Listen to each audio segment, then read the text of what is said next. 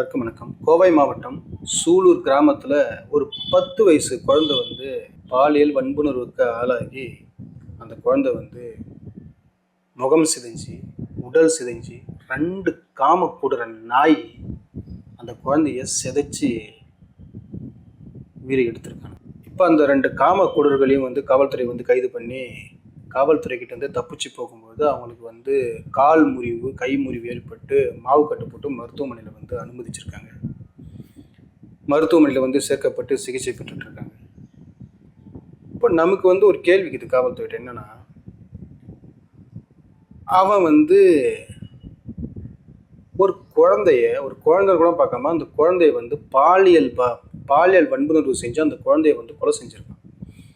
அவன் கால் முறிஞ்சா உங்களுக்குன்னா, கை முறிஞ்சா உங்களுக்குன்னா எத்தனையோ பேர் சாகுறாங்க. அந்த மாதிரி இவனும் செத்து போன்னு விட வேண்டியதுன்னா, அவனை மருத்துவமனைக்கு கொண்டு போய் அவனுக்கு சிகிச்சை கொடுக்கணும்னு ஏதாவது இருக்கா? 10 வயசு குழந்தைய கொலை பண்ணியிருக்காங்க வன்புணர்வு செஞ்சு. இவனுக்கெல்லாம் எதுக்குங்க பாரபட்சம் பார்க்கணும் சொல்லுங்க? அந்த குழந்தை வீட்டுக்கு பக்கத்தில் இருக்கிற இடத்துல விளையாடி இருக்கு. இருசக்கர வாகனத்தில் கூட்டிட்டு போய் அந்த குழந்தைய சிதைச்சி, உடம்பை சிதைச்சி, முகத்தை சிதைச்சி அந்த குழந்தைய தூக்கிட்டு போயிட்டு ஒரு குளத்துக்கு வெளியில அந்த குளத்துக்கிட்ட அந்த குழந்தைய தூக்கி போட்டிருக்காங்க. இவனுடைய மனநிலையை பாருங்க எப்படி இருக்குதுன்னு. இவனுக்கு பாரபட்சம் பார்த்து அவங்கள மருத்துவமனையில் அனுமதிச்சிருக்கீங்க. இதெல்லாம் இதுல சிவகாசி தொகுதியோட வெற்றி வேட்பாளர், இப்போது தொழில்துறை அமைச்சராக பொறுப்பேற்றிருக்கிற அம்மையார் கீர்த்தனா அவர்கள், அவங்க கிட்ட நிருபர்கள் கேள்வி கேட்குறாங்க. கோயம்புத்தூர்ல ஒரு 10 வயசு குழந்தைய கற்பழிச்சு கொலை செஞ்சிருக்காங்க. இதை நீங்க எப்படி பாக்குறீங்க? அவங்களுக்கு எந்த மாதிரி தண்டனை கொடுக்க போறீங்க அப்படின்னு சொல்லிட்டு அவங்க கேட்குறாங்க. அதுக்காக அந்த அம்மாவோட பதில் எப்படி இருக்குன்னு பாருங்க. இப்போதைக்கு அட்மினிஸ்ட்ரேட்டிவ் ரிலேட்டிவா ஏதாவது கொஸ்டின் தான் கேளுங்க, பொலிட்டிக்கலாக நம்ம ஈவினிங் 6 மணிக்கு பேசலாம் அப்படின்னு சொல்லிட்டு அதை சொல்கிறாங்க. இப்போ அட்மினிஸ்ட்ரேட்டிவ் ரிலேட்டிவாக ஏதாவது கேள்வி கேட்டால் அவங்க எதாவது சொல்ல தெரியுமா? நீங்கள் வாக்கு பிரச்சாரத்தின் போது நீங்கள் சொன்னது என்ன? ஒரு பெண் அடிமைத்தனம் செய்கிற கட்சிக்கு நீங்கள் வாக்கு செலுத்தணுமா அப்படின்னு யோசிச்சு பாருங்கன்னு சொல்லி அவ்வளோ பெரிய ஆர்ப்பாட்டம் பண்ணீங்க. நான் ஒரு பெண், என்னை பேச விடாம என்னை தடுக்கிறாங்க அப்படின்னு சொல்லிட்டு சொன்னது யாரு? நீங்க தானே. உங்களை மாதிரியே ஒரு பெண் தான், ஒரு 10 வயசு பெண் கற்பழிக்கப்பட்டு முகம் சிதைஞ்சி உடல் சிதைஞ்சி கைகள் சிதைஞ்சி 2 காமக்குடர்கள் அந்த குழந்தைய கொன்னு போட்டிருக்காங்க. இதை பற்றி ஏதாவது ஒரு கருத்து தெரிவிப்புன்னு சொல்லிட்டு நிருபர் உங்கள்கிட்ட கேள்வி கேட்டாக்கா நீங்க அதை அப்படியே கடந்து போறீங்க. இது எப்படி? இது எல்லாமே உங்க தலைவர் சொல்லுவார்னா அப்புறம் நீங்க எதுக்கு அங்கே சட்டமன்ற உறுப்பினரா? நீங்க எல்லாமே உங்க தலைவர் சொல்லுவாருங்க. நீங்க எதுக்கு சிவகாசி தொகுதியோட சட்டமன்ற உறுப்பினராக ஆனீங்க? ஒரு வீடியோ ஒன்று ஷேர் பண்ணிட்டு இருக்காங்க, வைரலா போகுது அந்த வீடியோ. என்னன்னா, இந்த அம்மா ஏதோ ஒரு அலுவலகத்துக்கு வராங்க, 4 பக்கமா கேமரா வச்சு எடுக்கிறாங்க, ரீல்ஸ் எடுக்கணும். அதுக்கு முகம் சிரிச்ச மேனிக்கு நடக்கிறது, இப்படி போறது, அங்க இருக்கவங்ககிட்ட உரையாடுறது அப்படின்னு சொல்லிட்டு நல்லா இருக்குது. அந்த வீடியோ பார்க்கறதுக்கு நல்லா இருக்கு. அதே மாதிரி கொஞ்சம் ஆக்ரோஷமாகவும் கோபமாகவும் இந்த இடத்துல அந்த நிருபர் கேட்ட கேள்விக்கு பதில் சொல்லிக்கலாம்ல. ஏன்னா சாதாரணமான விஷயமா இது? ஒரு 10 வயசு குழந்தைய கற்பழிச்சு கொலை பண்ணியிருக்கான். இதை பத்தி பேசுறதுக்கு இது வரைக்கும் தாவேக்காவல கட்சியில யாராவது ஒருத்தவங்க கருத்து சொல்லியிருக்காங்களா? மாற்றம் வேண்டும். முதலில் மாண்புமிகு முதலமைச்சர் சி. ஜோசப் விஜய் அவர்கள் முதலில் கையெழுத்திட்ட ஒரு வாக்குறுதி என்ன தெரியுமா? பெண் பிள்ளைகளை பாதுகாப்பு, சிங்கப்பெண் பாதுகாப்பு திட்டம் அப்படின்னு சொல்லி முதல்ல கையெழுத்து போட்டார். அதுக்கப்புறம் 200 யூனிட்டு மின்சாரம் இலவசம் அப்படின்னு சொல்லிட்டு அதுக்கு 2 மாதத்திற்கு அதுக்கு கையெழுத்து போட்டார். அந்த மின்சாரத்துக்கு நம்ம அப்புறம் வருவோம்.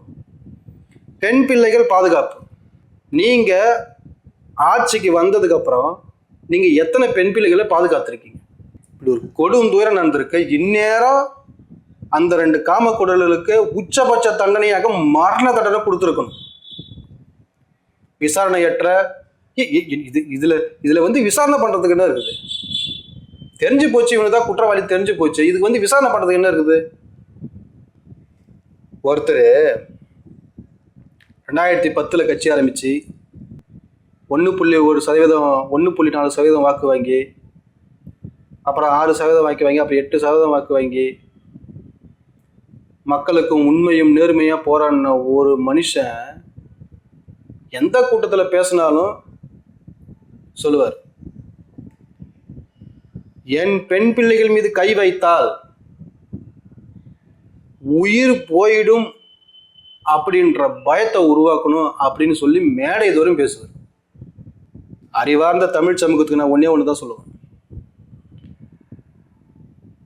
மாற்றம் வேண்டும் மாற்றம் வேண்டும். நீங்கள் மாற்று கட்சியை நீங்கள் ஓட்டு போட்டு தேர்ந்தெடுத்தீங்க, மாற்றம் கிடைச்சதா?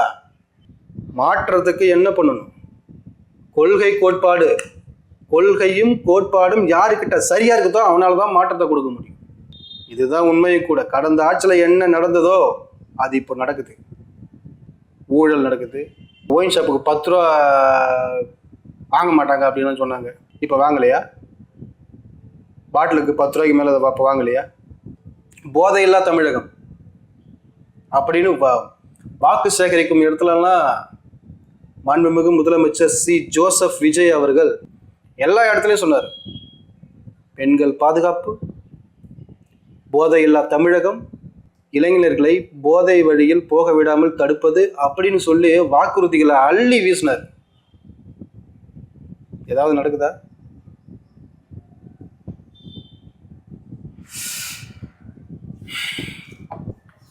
ஒன்றும் நடக்காது. அண்ணன் சீமான் அவர்கள் சொன்னதுதான், நாங்கள் போதிக்கும் போது உங்களுக்கு புரியாது, உங்களை அது பாதிக்கும் போது தான் உங்களுக்கு புரியும். இப்போ பாதிச்சுக்கிட்டே இருக்குது, எல்லா இடத்துலையும் இருக்குது. ஒரு செவிலியர் பொண்ணு சிகிச்சைக்காக மருத்துவமனையில் அனுமதிக்கப்பட்டிருக்காங்க. அந்த பொண்ணுக்கு சிகிச்சையை மாற்றி பண்ணி அந்த பொண்ணு இறந்து போச்சு. அந்த பொண்ணு அந்த பொண்ணு கூட வேலை செஞ்சு மற்ற செவிலியர் பெண்கள்லாம் போராட்டம் பண்ணுறாங்க.